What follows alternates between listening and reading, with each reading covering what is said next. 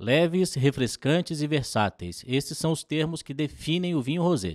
Os rosés são as melhores opções, principalmente para as altas temperaturas, ou seja, em tempos de calor, praia ou piscina. Porém, eles são muito gastronômicos, por isso podem acompanhar muitos pratos. E no episódio de hoje do podcast do Mundo do Vinho, a gente vai falar tudo o que você precisa saber sobre os vinhos rosés. Eu sou o sommelier Sidney Lucas. E eu sou o jornalista Estevão Limana, e aqui a gente fala de vinho rosé sem afetação.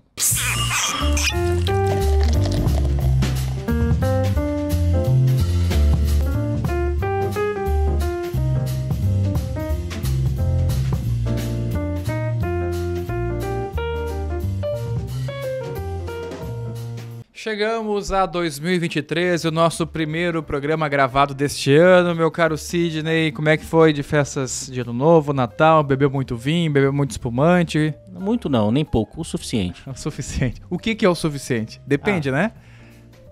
O suficiente para deixar alegrinho, mas sem capotar. Sem capotar, é isso aí. O vinho, ele tem fases, né? Você vai indo, começa a dar risada, feliz, muito, depois vem a deprê, né? Se não maneira. Antes de chegar no muito, você consegue evitar a deprê. Água. Não, é quantidade certinha. Não pode ter exageros, né? Vinho é vinho. Quem começa a tomar vinho, a tendência é diminuir a quantidade e melhorar a qualidade. E é uma bebida que convida para ponderância, assim, né? Para o cuidado. Cuidado com você mesmo. E para começar 2023 muito bem, nós estamos em tempo de verão, muita gente no litoral, na praia. Nós já falamos sobre vinhos ideais para o verão, mas hoje vamos aprofundar nosso tema sobre vinhos rosés. Essa maravilha que a gente serve nas nossas taças, experimenta, são super refrescantes, ideais para depois daquele trabalho, fazer um happy hour ou então também para gastronomia. E que acho que é legal a gente começar falando, Sidney, o que é um vinho rosé afinal. Existe uma uva rosé? Ou qualquer uva pode ser feito de vinho rosé? Não, se obtém o vinho rosé de um modo de processar o vinho, de elaboração do vinho. Então tem 3 maneiras de fazer vinho rosé que consegue esse resultado. Mas uvas, tem algumas uvas que são muito boas, outras uvas não são tão adequadas. Mas o que define, a maneira de se obter um vinho rosé é pelo processo de elaboração. E ele é sempre rosé, sempre aquela corzinha rosa que a gente observa, às vezes é um pouquinho mais turva, um pouco mais púrpura, vai mudando, né? Depende do modo de se fazer, depende da cultura da região que o vinho é produzido, depende de alguns fatores, para ele ser mais colorido ou menos colorido.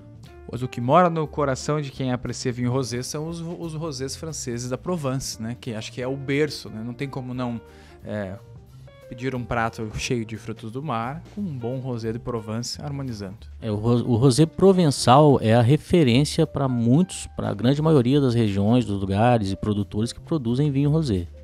Tem outras escolas, mas essa é a escola que dita a regra. E você, quando vai escolher um vinho rosé para o seu dia a dia, você escolhe o quê? Vai no estilo, vai na forma, vai na região? Aí depende do prato, depende do momento, porque o vinho, seja ele rosé, tinto, espumante, ele harmoniza, além da comida, ele harmoniza com momentos também, né? Então depende, vai estar na piscina, vai estar na praia, vai estar em casa, tá frio, tá calor. Então a escolha do estilo depende muito do contexto. E falando de estilo, eu acho que nós temos que falar quais são esses métodos, quais são esses estilos. Para quem conhecer, vai lá, quero escolher um rosé e achei estranho. Tem um Malbec rosé, tem um Pinot Noir rosé, encontrei um Tanat rosé. E aí tem que ficar esperto. Sim, algumas uvas fazem vinhos rosés melhores do que outros, né? Algumas têm mais condição de fazer bons vinhos rosés do que outros. Mas a maneira de fazer, existem 3 maneiras, né? Tem uma maneira que é mais simples de fazer, mas faz vinhos interessantes, que é misturar tinto e branco. Colorir o vinho branco com um pouquinho do vinho tinto. É a maneira mais... tradicional? Simples, não. Mais simples de fazer e é aceitável. Escolhendo o vinho certo, escolhendo o vinho branco certo, o tinto certo, 2 bons vinhos ali misturando, vai ter um resultado interessante, não é um problema. Você diz a gente fazer essa escolha, vamos supor, peguei um Sauvignon Blanc e peguei um pouquinho de Malbec, e aí eu vou tingindo e equilibrando. Isso. E vou equilibrando nos sabores também, ou isso acaba sendo mais na coloração? Na coloração, mas na composição de sabor, de corpo, de aromaticidade. Então... um Sauvignon Blanc com Chardonnay, com Pinot Noir, um Merlot, não sei se seria a combinação perfeita. Mas pegar uma uva mais neutra, um Chardonnay, por exemplo, com um Pinot Noir ali, um pouquinho de Merlot e tal, dá para colorir, dá para compor. Então não é uma maneira, não é ruim não. Vai agregar um pouco do aroma da tinta com o da uva branca, vai misturar um pouco o corpo ali, mas a quantidade de tinta é muito pequena, né? Porque qualquer gotinha ali já colore bastante. Não dá pra fazer coloração em casa, né? Querer fazer o experimento, dar uma misturada e fazer um blend na taça, aí fica difícil, né? Tem que ser feito com critério. Usando os critérios certos ali, procurando equilíbrio entre as partes, não tem problema. Então muitos produtores de vinho rosé produzem dessa maneira. A maneira mais adequada é a vinificação em tinto. Então pega as uvas tintas, então um vinho rosé feito com uva tinta. Então pega a uva tinta, começa ali o processo de vinificação, aquele processo que todos já sabem, que é a adição de levedura ali, começa o processo de fermentação. O enólogo vai acompanhando ali a matéria corante, a coloração do vinho, que vai aumentando na medida que vai fermentando, quantidade de cor, de corpo que vai aderindo. E na hora que chega ali, no nível de coloração que ele já pensava antes, que ele desejava, a quantidade o extrato, o corpo que ele queria antes ali, a aromaticidade que ele queria antes, ele tira essas cascas e continua a fermentação até acabarem os açúcares. Como é que é o nome desse estilo? É a vinificação em tinto, só que a maceração, que é o período que começa que é o período que fica fermentando com as cascas, ele interrompe essa maceração um pouco mais cedo do que se fosse antes de se tornar tinto. Com isso, consegue-se mais aromaticidade, um vinho mais harmônico em aroma, em corpo, um vinho com maior estrutura, um vinho mais amplo, melhor. Essa é a maneira mais adequada. Para quem está perguntando, então esse é o tipo de método de maceração curta, né? Também chamam de pré-fermentativa, alguma coisa assim, né? Existe a maceração pré-fermentativa, que os tintos brancos todos costumam fazer a maceração pré-fermentativa. O que é a maceração pré-fermentativa? Coloca as uvas na cuba, prensadas ali, e deixa ali a temperaturas um pouco mais baixas antes de começar a fermentação. Então essa maceração fica ali, já vai desprendendo um pouco de cor e tal. E tem a fermentação pós-fermentativa também, que quando fermenta com as cascas até o final do processo. Então isso aí são detalhezinhos. Mas tanto para branco, tintos ou rosés, pode ser que ocorra a fermentação pré-fermentativa. Aí depois de um período ali de algumas horas ou alguns dias, coloca a levedura ou sobe a temperatura para começar a fermentação. Isso contribui também para uma tomada de aroma e de riqueza, de riqueza aromática muito, muito interessante. Aí o produtor começa a fermentação, na hora que atinge aquela coloração, aromaticidade, corpo que ele deseja para o rosé, que ele já imaginava antes de tudo, ele tira essas cascas e continua a fermentação até os açúcares acabarem, se for a intenção de fazer um vinho rosé seco. Tá certo. A terceira maneira é a vinificação em tinto também, só que por sangria. Então o produtor quer fazer um vinho tinto. Ele quer e o tinto, ele precisa de um vinho tinto mais concentrado. Então o que ele pode fazer? Num determinado momento ali da maceração, ele pode abrir a parte de baixo da cuba de fermentação e extrair parte daquele líquido que vai sair rosado, porque a fermentação está acontecendo, só que é uma fermentação que está inacabada. O resultado vai ser um rosé doce. Ele pode engarrafar dessa maneira, ou pode mudar esse vinho pode passar isso para outra cuba, adicionar mais levedura, ou usar as leveduras, parte das leveduras que desceram, ele corrigir ali a quantidade de levedura e continuar a fermentação desse rosé, que é feito por sangria. Não muda muito. Também é uma maneira adequada. Maneira legal. Muito boa. Só que é diferente, vamos supor, do espumante. Não vai vir esse método estampado, né, no rótulo do vinho rosé. Não, a maneira da elaboração eles não costumam colocar. Não costumam, não. Eu sei, a gente estava falando antes do método de misturar as uvas, né?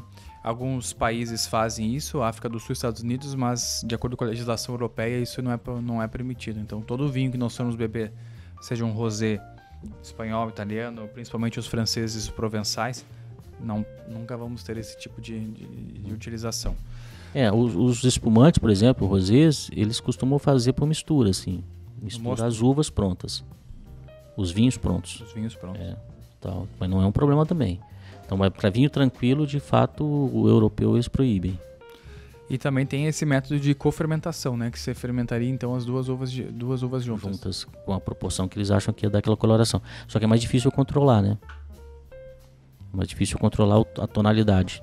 E o terroir? Será que ele produz... Vamos supor, o produtor que quer investir em rosés, ele vai usar aquela uva que sobra, às vezes, a que não foi o que ele esperava para a safra de produzir um grande tinto ou um grande branco, e aí ele acaba chutando assim de escanteio para fazer um rosé? Pode ser que ocorra, mas isso ocorre com tinto e branco também, né? Aquela sobra de uva, aquela uva menos nobre, eles fazem vinhos mais baratos e tal. Então isso é comum para todo tipo de vinho. Faz o reservado da vida, né? Faz o reservadão da vida lá. Agora, para se obter um grande rosé, o cuidado tem que ser o mesmo para se obter um grande branco, um grande tinto, um grande fortificado. Então, tem que ser a matéria-prima tem que ser pensado para o rosé. Então, ele vai colher na hora certa, na hora que é mais adequada para um rosé do que para um tinto, entende? Então, ele vai colher na época, porque o rosé tem que ter mais acidez e tal. Então, ele tem que colher a uva um pouco antes. Não pode colher num ponto de maturação muito passado, talvez nem o ideal da maturação para um tinto, do amadurecimento da fruta para um tinto. Então, colhe um pouco antes ali para sobrar um pouco de acidez, para fazer vinhos com um pouco mais de elegância, entende? Então, o momento o vinho tem que nascer primeiro na cabeça do enólogo, né? Aí sim ele define como cuidar do vinhedo, quanto colher, a hora de colher, o momento certo de tirar, de fazer a colheita, como vinificar. Então, ele tem que idealizar isso tudo antes. E a gente vai, então, falamos dos processos de produção desse vinho rosé e temos os estilos de vinho rosé também. Uhum. Pois é, aí os estilos já entra um aspecto aí que é importante também, que é a cultura de quem faz o vinho. Então, como a gente comentou no início, o carro-chefe de estilo é o rosé provençal. Então, aqui no Brasil, a maioria dos produtores procuram fazer rosé nesse estilo, regiões fora do sul da França ali, que é onde está a Provence, eles procuram fazer nesse estilo, que é a região, que é o estilo que agrada mais facilmente, que é aquele rosé clarinho, delicado, bem transparente, aquela cor de rosa bem delicada, rosa, cor de rosa, né? Aquela cor delicada. E esse é o estilo provençal. Lilás, né? Isso é o que é mais buscado. Só que tem outras escolas, por exemplo. A Espanha, a escola do rosé espanhol, apesar de a gente encontrar na Espanha também rosés provençais, em estilo provençal, mas a escola do rosé espanhol é rosé super extraído, são quase tintos, fermentados em barrica, entende? Então pega a uva tinta, fermenta esse rosé na barrica, depois tira essas cascas, mas quando a coloração já está mais intensa, o vinho já está mais encorpado. Então é uma tradição da Espanha fazer rosés desse jeito. A gente pode encontrar vinhos barricados, rosés barricados. Os melhores rosés da Espanha têm esse estilo, são vinhos mais encorpados, mais coloridos, uma coloração, um rosa bem mais intenso, indo já quase pro rubi, e mais se comparado com o tinto, ele é bem delicado, né? Se comparado com o tinto, comparado com o rosé ele já está mais forte, entende? E vinhos com muita intensidade de aroma, de sabor, vinhos mais encorpados, que acompanha bem aquele tipo de gastronomia que eles têm ali, paeja, aqueles tapas, às vezes com caças e tudo, né? Eu ultimamente tenho bebido mais por conta do verão, né? Mais rosés e brancos também. Mas eu comprei alguns vinhos rosés da Provence e dá pra ver que eles são mais redondos, né? Eles trazem um sabor, eles são mais, assim, eles entregam mais, né? Eu acho são mais florais, são mais minerais, tem um refinamento maior. A acidez é mais controlada também. Costuma ser um pouco, um frescor perceptível, necessário, mas nada demais, assim, né? E agora não quer dizer também que os rosés que tem essa pegada espanhol, outros produtores que seguem esse estilo espanhol de rosé, que seja ruim. É só a aplicação. É o estilo, momentos diferentes, é estilo. Então, tem os grandes rosés espanhóis, tem essa pegada de fermentação em barrica, vinhos um pouco mais escuros, mais extraídos, são vinhos um pouco mais intensos. Não são vinhos para levar para a piscina como os provençais são vinhos para acompanhar pratos mais robustos na mesa. E tem mais algum estilo que você gostaria de falar, Sidney? Acho que são essas duas escolas as principais, né? Tem os equívocos de escolher uvas que não são adequadas, né? Que às vezes pode acontecer. Dá para fazer rosé de Cabernet Sauvignon, de Malbec, de Syrah, de Sangiovese? Não é o ideal. Algumas uvas dessas não são ideais. Por exemplo, quais são as uvas principais lá na Provence? É Cinsault, Grenache, Syrah, Mourvèdre. Essas são as uvas, essas mais mediterrâneas assim, que são mais adequadas. Tem outras, Pinot Noir, Fenomenal. faz rosés maravilhosos. A Merlot, dá para fazer bons rosés. A Malbec, tem bons rosés argentinos de Malbec. Tem muitos bons rosés argentinos. Agora a Cabernet, aquela pegada vegetal dela não fica tão boa. Taná também não fica tão interessante. Então, Tempranillo, tem bons rosés de Tempranillo, mas naquela pegada espanhola, com um pouco mais de corpo, fermentado em barrica e tal, mas não é uma uva tão usada para fazer rosé fora da Espanha, entende? Mas fica bom pelo estilo. É difícil fazer um rosé de Tempranillo muito bom naquela pegada provençal. Vai faltar profundidade ali, vai faltar mineralidade, vai faltar meio de boca. Agora Malbec, na Argentina a gente consegue bons Malbecs argentinos, né? A Merlot aqui no Brasil, dá para fazer bons rosés de Merlot, não são ruins, são bem legais. Comuns até, né? Sim, os rosés de Bordeaux, a base é Merlot e fica bom, costuma ficar legal. Agora melhor mesmo é Pinot, Sanso, Mourvèdre, Syrah, essas uvas que geram vinhos com mais refinamento. Se pode dar preferência para essas uvas, então, Mourvèdre, Syrah e Pinot, aproveite e leve esses vinhos, né, esses rosés. Mas também tem blend, né, de vinhos rosés. Existem algumas combinações que também entregam boas bebidas, né? Sim. A intenção de se misturar a uva, seja em vinhos brancos, tintos ou rosés, é sempre pegar o que uma tem de melhor, juntar com o que a outra tem de melhor e conseguir algum resultado ainda melhor. Ou pegar a deficiência de uma e ser compensada com uma virtude da outra. Então, uma uva que é muito redonda, pode pegar uma uva mais dura em acidez e colocar ali para fazer um vinho mais interessante. Entende? Então, a gente tem sempre a ideia muita gente tem a ideia de que misturar a uva, sempre mistura num vinho com mistura de uva, sempre o que tem de pior ali é sobra, tipo mexidão em casa, mas não. Tipo a minestra. Mas não, o ideal é fazer a mistura também bem racional, pegar características, juntar características para fazer um vinho ainda melhor. Tá certo, viu que legal. E assim, antes da gente falar também das combinações dos vinhos, né, Sidney, das aplicações, das harmonizações, a gente vai saudar o nosso apoiador, a Moser Cristais, cristaleria artesanal aqui de Blumenau, mas para o mundo inteiro, né? A Moser é responsável pelas taças como esta aqui, que são utilizadas, para a degustação dos vinhos na Serra Gaúcha. É um produto excepcional de Blumenau para o mundo todo. Você que está precisando trocar de taça, comprar um decanter, às vezes até algum vaso de cristal, aquele artefato para sobremesa também, né? Um pratinho, etc. Lá tem tudo, né? Lá na Moser Cristais, aqui em Blumenau, e agora também com o Museu do Cristal. Um local que está recontando a história da tradição do cristal aqui em Santa Catarina e mostrando a arte, né? Porque não é fácil. O soprador, é um trabalho bastante desgastante, né? Você esteve lá conferindo, né, Cid? É um trabalho muito bonito, é artesanato. É artesanato puro, né? As marcações ali, aqueles detalhezinhos, tudo feito à mão, é incrível. A cada lapidada, né? Você vê o lapidador lá na lixa, ele olha, coloca na luz, então dá para ver que o trabalho é realmente bem, digamos assim, habilidoso, né? E requer bastante preparo. E por isso vale a pena acessar o Instagram deles. @MozartCrystal. Nossas taças do nosso cenário aqui são todas a assinatura deles lá em casa também. Se você quer ver mais um pouquinho da aplicação desses produtos com vinhos, dá um bisu aí no nosso Instagram, @nomundodovinho. Lá tem vários produtos muito bacanas. Um abração para todo mundo que está sempre com a gente ligado, a galera da Moser Cristais. E aí, Sidney? Vou lá com meu vinho rosé, essencial pro verão, tô na praia, mas nem todo rosé é de praia, nem todo rosé é de piscina, e às vezes nem todo rosé é para acompanhar uma boa janta. O que dá para nós darmos de dica? Então, para quem está nos acompanhando, quero beber um vinho, não quero sair da cerveja, não quero chopp na praia, nem uísque. Rosé. Bom, rosés mais ácidos, gastronomia. Aquele rosé com mais profundidade, mais minerais, mais estruturados, aqueles rosés com mais presença, assim, não estou dizendo corpo naquele estilo espanhol. Estou dizendo aquele vinho com aquele vinho mais duro, mais ácido, mais fresco, que é necessário para a gastronomia. Então, mesa, porque para mesa precisa de um pouco de acidez, seja qual tipo de vinho for.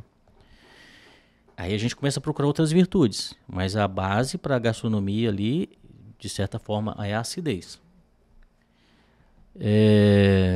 Aqueles rosés mais delicadinhos, mais ligeiros, com menos qualidade, mais gostosinhos ali e tal, mas vinhos um pouco mais simples, talvez os mais baratos, piscina, mar, tomar em festa e tal, aí Vai sim. tomar até num copo não adequado, às vezes, né? Numa taça não adequada. Esses vinhos que exigem menos atenção, que por vezes são bons, são gostosinhos de beber e tal, aí sim, uma taça de acrílico, uma taça de vidro ali, vidro na beirada da piscina não, mas um copo de plástico ali, não tem problema nenhum. Esses vinhos mais ligeiros, aqueles vinhos um pouco mais caros, mais gastronômicos, com acidez, vinhos mais minerais, mais profundos, aí bota na mesa, né? Harmonizando ali com seus pratos, a moqueca, uma peixada, que suporta bem esse tipo de prato.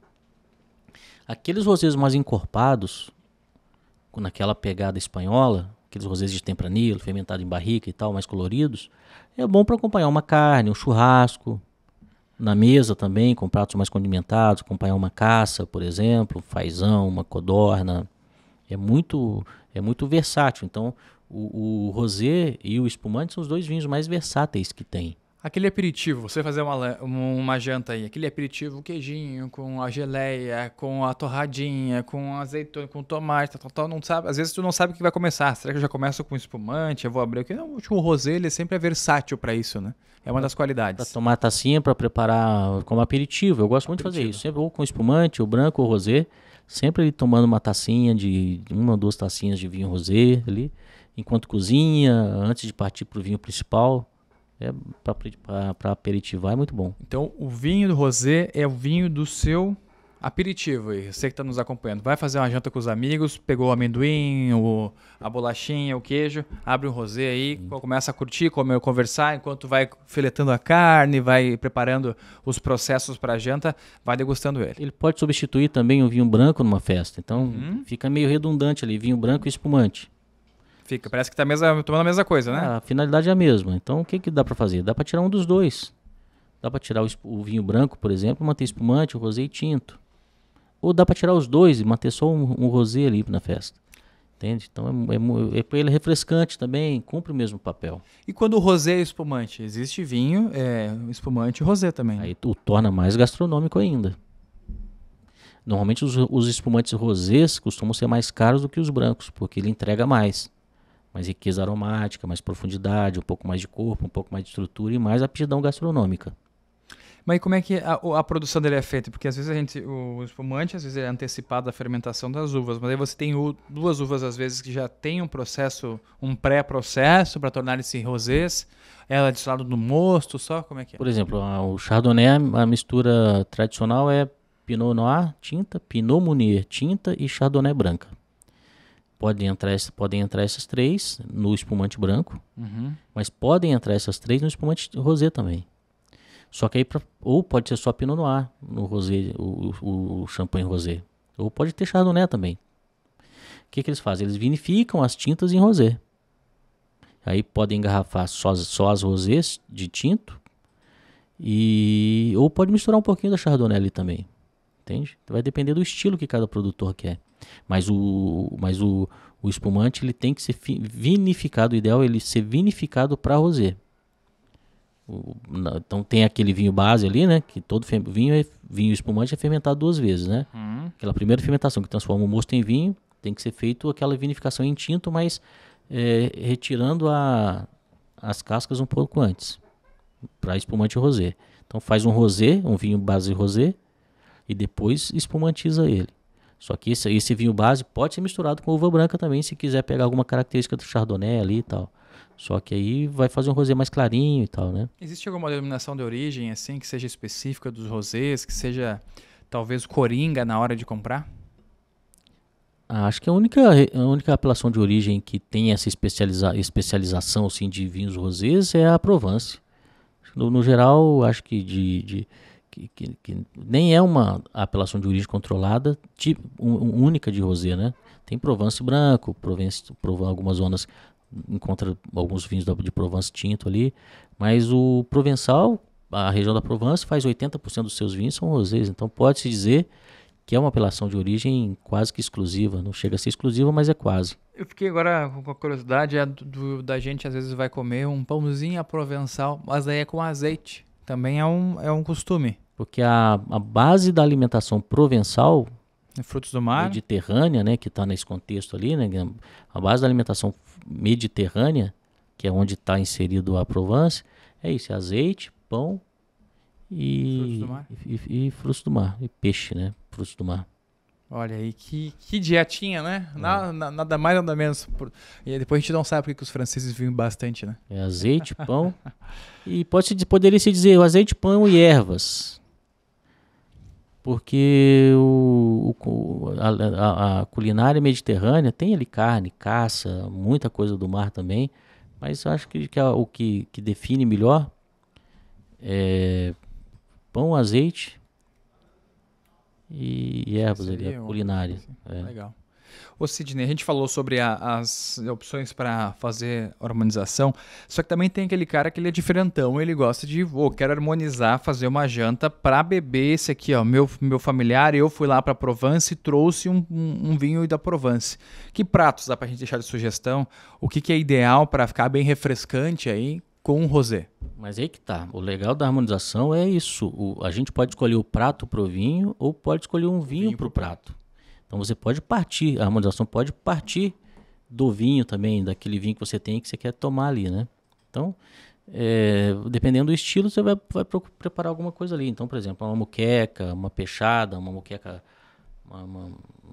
aí que vai azeite de dendê, vai creme de leite e tal.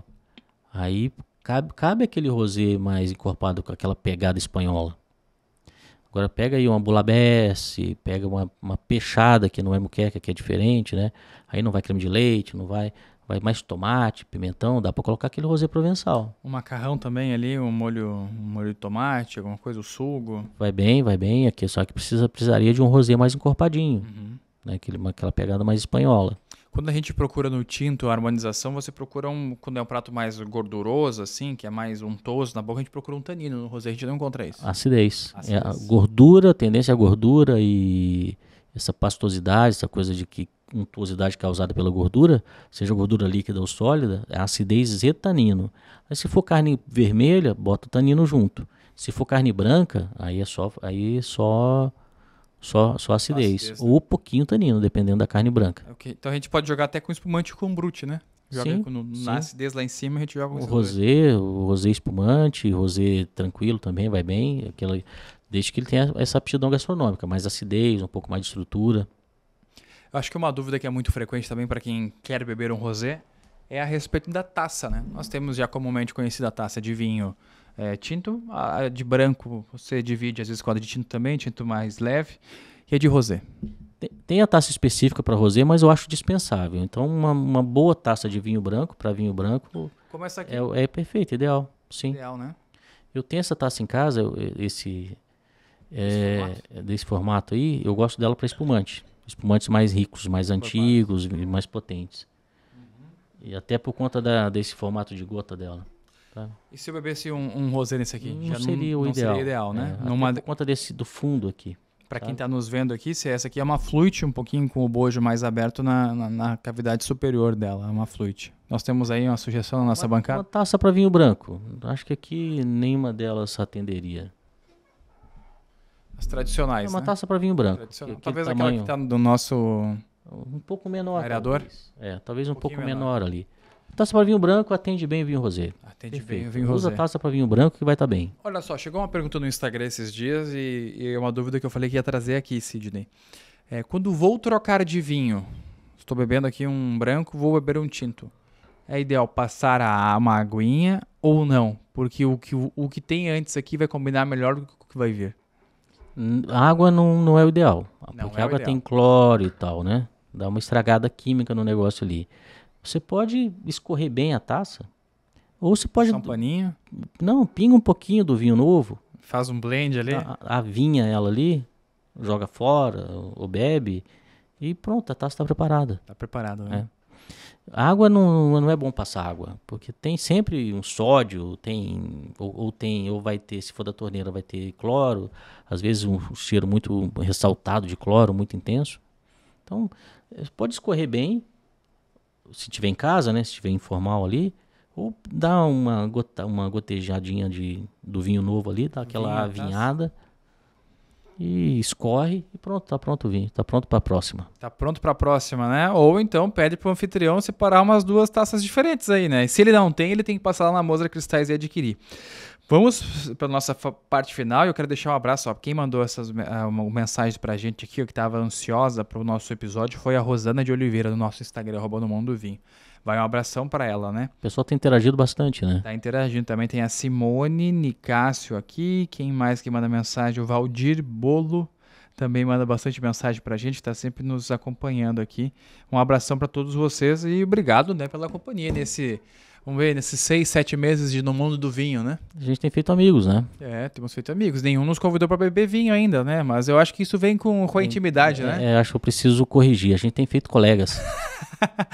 Conhecidos, né? Os conhecidos.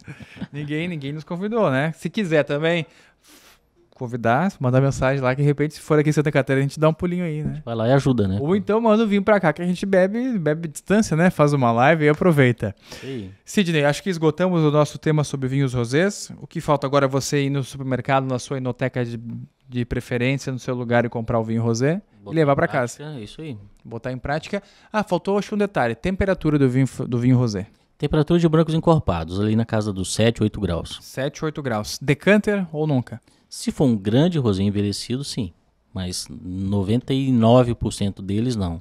E é comum encontrar borbulhas e gás carbônico? Às vezes, sim. Alguns são frisantes e tal, né? Mas não é... Se for frisante, tudo bem. Agora, não é normal encontrar gás em vinhos tranquilos. Não foi feito para isso. Então deu ruim. É comum encontrar um pouquinho de cristal. Aquele lembra um pouquinho o açúcar cristal. Que fica no fundo da taça. Isso é um problema do vinho? Não, aquilo são cristais de tartaratos. Que lá pode se formar com o passar do tempo, com oscilação de temperatura para baixo. O vinho passa um tempão em temperatura mais baixa, assim, vai aparecer cristal de tartarato. Tanto que as vinícolas, eles deixam, depois que o vinho está pronto, deixam nos tanques ali aquele vinho lá a 8, 10 graus por umas 3, 4 semanas, 2 meses, o tempo que ele achar necessário, para precipitar todo o tartarato, todo o ácido, que isso é a solidificação dos ácidos, né? Então, para solidificar o que tiver que solidificar, vai para o fundo e essa incidência é menor no mercado, porque as pessoas acham que é defeito. Mas não tem problema nenhum. Pode consumir na boa. Pode consumir na boa, só não é legal mastigar aquilo, né? Eu tive essa experiência, não é muito bacana. Deixa no fundo da taça, tira ou troca de taça, faz isso. E siga sempre a gente aqui no nosso Instagram, né, Sidney? Isso aí, interaja, nos ajude, divulga, né? Manda para algum amigo que gosta de vinho aí, nossos episódios, quando você assistir, estiver gostando, já convida alguém para assistir junto. Aquele amigo que tá te devendo uma janta, sabe? Que ele promete, vem aqui em casa, manda assim, eu levo o rosé, faz aí, faz o prato, manda lá. E toda quarta-feira, 8 horas da noite, tem episódio novo no YouTube, Spotify, Apple Podcast, todas as plataformas. Isso aí. Abraço!